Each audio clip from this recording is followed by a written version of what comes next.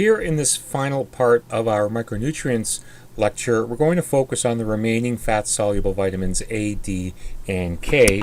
And in starting with vitamin A, as indicated, is a fat-soluble vitamin, but exists in three active forms. The first form is retinol, and this is the type of vitamin A that is used to aid reproduction and bone health. Retinal, it's important to distinguish these two. Retinal is the type of vitamin A, the form of vitamin A that's involved with night and color vision. And retinoic acid is a form of vitamin A that's used for cell growth and differentiation. Vitamin A is usually expressed as what are called REs, or retinol equivalents, and these also include what are called precursors, compounds that the body will use to make vitamin A from. And those compounds are referred to as the carotenoids. And the carotenoids are a compound that provides plants with certain colors, and with colors, and it's considered to be a pigment. And the most famous carotenoid that you may have heard of is beta carotene. So beta carotene is a compound in plants that when we consume it, our cells in the small intestine will take beta carotene, break it into two halves, and then will further convert those two halves into two units of vitamin A. And beta carotene is the most effective precursor that our body can use to make vitamin A. About approximately 90% of the vitamin A in our bodies are stored in liver cells. To take a look at a more detailed summary of the functions that vitamin A performs, vitamin A, as mentioned, is very important in terms of our vision and increasing the sensitivity to light, as retinal, the retinal form, combines with a receptor in the retina referred to as opsin. And when these two compounds combine, they form something called rhodopsin, which increases our sensitivity to light. Retinoic acid is very important in cell differentiation by inducing a process called gene transcription. So gene transcription is the process of copying portions of the DNA in order to make new protein. In terms of our immune function, we know that to support our immune function, vitamin A is a very important micronutrient, and it helps to maintain the production of various white blood cells, specifically T lymphocytes. And IgG are referred to as immunoglobulins, and these are proteins that increase in production in response to an immunization. But in order for this to happen, vitamin A becomes an important micronutrient to support this process. The final stages of cell differentiation as part of the reproductive process is facilitated by vitamin A, as is bone development. And so what's important to understand is that having a deficiency or even a long-term insufficiency of vitamin A, or too much vitamin A, which often occurs with supplementation, will tend to activate a grouping of cells referred to as osteoclasts. And these are cells that are involved in bone breakup, the breakdown of existing bone tissue. And so what this slide illustrates here, particularly with number 5, is that it's we're looking for that optimal level of vitamin A ingestion. In terms of our food sources, the most abundant animal-based food source of vitamin A is found in liver. Specifically, beef liver contains up to 9,000 micrograms of vitamin A in only 3 ounces. Recall on the previous slide that 90% of the vitamin A in our bodies are stored in liver cells, and so beef liver becomes a very, very dense source of vitamin A.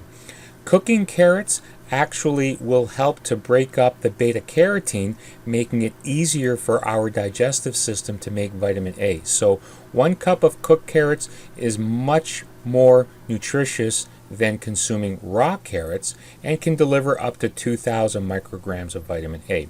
Whole milk products are a good source of vitamin A, as are dark green and orange yellow vegetables.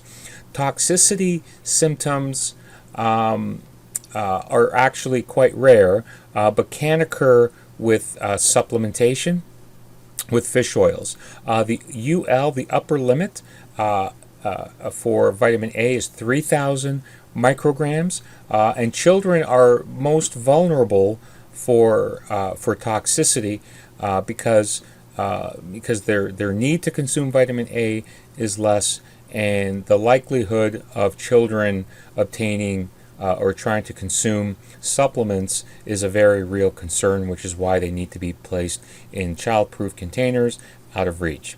The signs and symptoms associated with toxicity include fatigue, vomiting, skin disorders, vision problems, liver injury, and birth defects. In terms of vitamin D, vitamin D is by definition not an essential vitamin, in that our body has the capability of making vitamin D, and so it meets that definition. So we can synthesize it. However, in Canada, it's often recommended that people focus on consuming more vitamin D. Vitamin D comes from three sources. The form that we make ourselves is referred to as calcitrol. Ergocalciferol is the plant source of vitamin D, and cholecalciferol is the animal source of vitamin D. Vitamin D primarily functions to enhance the absorption of calcium and phosphorus from the digestive system to the cardiovascular system. So recall in an earlier unit, the whole point of digestion and absorption is to get the nutrients in the food that we consume in a form where they can be absorbed easily by intestinal cells and eventually make it into the cardiovascular system. But we do need the action of certain vitamins to do that, particularly as it relates to calcium and phosphorus. Vitamin D also assists with reabsorbed minerals from bone when the diet is insufficient. And so what reabsorbing minerals from bone implies is that we have a breakdown of bone tissue when these minerals, when calcium and phosphorus, are not detected to be in sufficient amounts in the cardiovascular system. So this figure here illustrates an overview of the manner in which we make calcitrol, the active form of vitamin D, when we manufacture it in the body. And so the key points to take from this slide is that UV light from the sun is the form of energy that will trigger a compound, a cholesterol derivative, a precursor made from cholesterol, and that will begin a process where the body will take that cholesterol-derived molecule to the liver and then to the kidney to finally make the active form of vitamin D in the body that we refer to as calcitrol. So in terms of vitamin D deficiencies, there are some possible overt signs. However, it is relatively rare. Insufficiency is actually more common than a deficiency. So when you think about an insufficiency, that just simply implies not enough vitamin D, whereas a deficiency is defined by just having no vitamin D at all for a long period of time. And the problem with having a vitamin D deficiency or insufficiency is that it can lead to a calcium deficiency or insufficiency, in part because of the first function that we discussed on vitamin D, is that it promotes calcium absorption in the small intestine. Without vitamin D, the effectiveness of absorbing calcium in the diet does decrease. A long-term problem that is associated with a vitamin D deficiency is a condition referred to as rickets. And in this situation, which affects children, bones will fail to calcify normally, and bones become particularly soft and under body weight, will start to bend and take on that permanent type of appearance. Osteomalacia is a process that is similar to rickets in that it's defined by a poor mineralization of bones, but is specific to older adults. And so this will produce abnormal bone tissue that is either soft or brittle. They can become flexible and can take on some type of bone deformity. Vitamin D toxicity is one that is likely to have toxic effects, and the concerns with consuming too much vitamin D is the increase in blood calcium concentrations. Once again, thinking about the function of vitamin D to promote calcium movement from the digestive system into the cardiovascular system. The problem with raising blood calcium levels too much is that it could form stones in soft tissue. The calcium can start to crystallize in soft tissues, which include blood vessels, making blood vessels unable to respond to certain challenges when it has to expand. Vitamin D, unfortunately, is found in relatively few food sources. Oily fish and egg yolks are the more abundant natural sources of vitamin D. In Canada, milk and other products are fortified with vitamin D, which means that food producers add vitamin D to their products. And there's often been discussions that recommendations that in Canada may be insufficient, or recommendations are difficult to meet, in part because of the relative lack of abundancy of vitamin D in our food sources. In terms of sun exposure, there is no risk of vitamin D toxicity to sun exposure. However, there are other precautions people should take with excessive sun exposure, sunburning, long-term problem with abnormal skin cells. So these are things that people should keep in mind. The latitude, the season, the time of day are all factors that affect our ability to make vitamin D from solar energy. In Canada, because Canada is located in a relatively northern latitude and we have relatively long winters, that will result in a lack of solar energy and an increased time spent indoors. So the ability of Canadians to make their own vitamin D from sunlight diminishes over a very long period of time that starts in the mid-fall and continues on into the spring seasons. Moving on to our final fat-soluble vitamin, vitamin K. Vitamin K is made up of a family of different compounds referred generally to as the quinones. There's phyliquinone, which is the vitamin K form found in plants, and it's the most biologically active form. Menaquinone is of animal origin, and it's typically synthesized by intestinal bacteria. So our large intestine contains hundreds of different species of bacteria which carry out a number of functions which contributes to our gastrointestinal health. One of the functions is that when these bacteria are active, they produce vitamin K that we do absorb, and it's about 70% active. There are synthetic forms of vitamin K as well.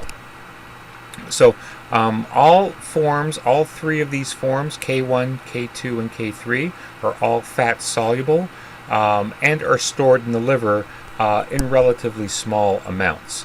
In terms of the synthetic forms, menadione has actually been considered unsafe and banned by the U.S. Food and Drug Administration. In terms of vitamin A functions, vitamin A is a very important vitamin as it carries out a function called carboxylation of preprothrombin. This is the precursor which eventually gets converted into an active form called thrombin, which is involved in the formation of blood clots. In terms of bone health, vitamin K will also carboxylate osteocalcin, which is a protein. So what this process involves the addition of a chemical group called a carboxyl group to the protein, and that activates the protein that's typically found in hard tissues, bone and teeth. And this protein, osteocalcin, which is activated by vitamin K, will contribute to the deposits of minerals that will provide hardness to bone and our teeth. This protein is secreted by osteoblasts, which are cells found in bone that contributes to the formation of bone tissue. The formation of healthy bone tissue involves the deposition of calcium and phosphorus, of these very important minerals. So being a fat-soluble vitamin, it is absorbed in the diet, in the small intestine, along with dietary lipids and fats. So they will be packaged up in the first stage lipoprotein made by the intestinal cells, referred to as chylomicrons. In terms of storage, 90% of the menaquinones are stored in the liver, while 10% of the phylloquinones are stored in the liver. Raw green leafy vegetables, turnip greens, and spinach are considered to be good sources of vitamin K. 3 cups will deliver about 225 micrograms. 3 cups of spinach. Cauliflower, cabbage. Animal products do contain very limited amounts of vitamin K. Vitamin K has an AI, not an RDA, so the adequate intake does have a wide range, anywhere from 2 micrograms per day for infants up to 120 micrograms per day for the adult male.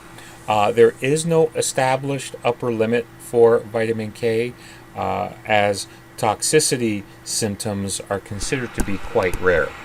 But it's more likely that a person may develop a vitamin K deficiency than a toxicity.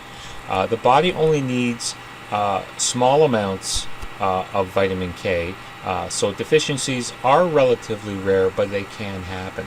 And usually they accompany fat malabsorption conditions. So the inability of the digestive system to absorb dietary lipids will have an effect on the ability to absorb vitamin K. So some conditions involve colitis, cystic fibrosis, people afflicted with celiac disease, all are at an increased risk of a vitamin K deficiency. Antibiotics, which are drugs that are designed to destroy bacteria that have caused some type of infection. Antibiotics will also run the risk of destroying the natural bacteria that exists within our large intestine, and if those bacteria are damaged, then that would affect our ability to produce vitamin K and supply ourselves with vitamin K. So this is always a concern with long-term use of antibiotics. Megadoses of vitamin A and vitamin E in supplement form has been shown in some studies to inhibit the absorption of vitamin K, and so this is always of concern.